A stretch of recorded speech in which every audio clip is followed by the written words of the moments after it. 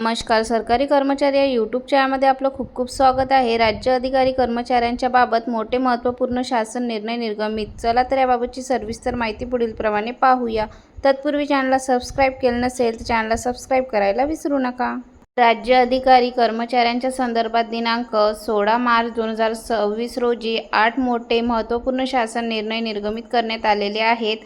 1. जिल्हा परिषदेच्या महिला व बाल विकास विभागाच्या जिल्हा सहवर्गातील वर्ग 3 व वर्ग 4 च्या एकूण 136 अस्थायी पदांना दिनांक 1 मार्च 2026 ते दिनांक 31 ऑगस्ट 2026 पर्यंत मुदतवाढ देण्यास मंजुरी देण्यात आली आहे. 2. सेवा पुस्तकांची प्रत्यक्ष ऑफलाईन पडताळणी.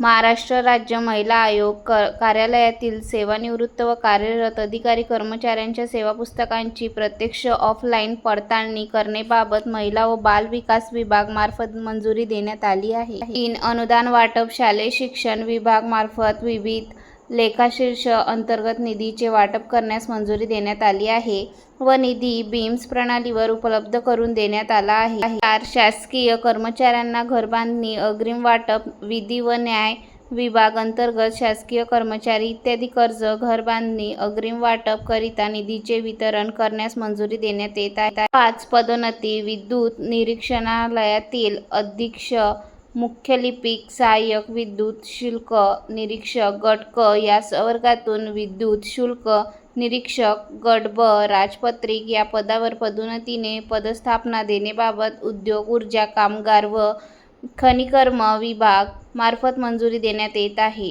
6. उच्च व तंत्र शिक्षण विभाग. अनुदानित कला संस्थांना वेतनेतर सहाय्यक अनुदानाचा 3रा व 4था हप्त्यांची रक्कम वितरित करण्यास मंजुरी देण्यात आली आहे.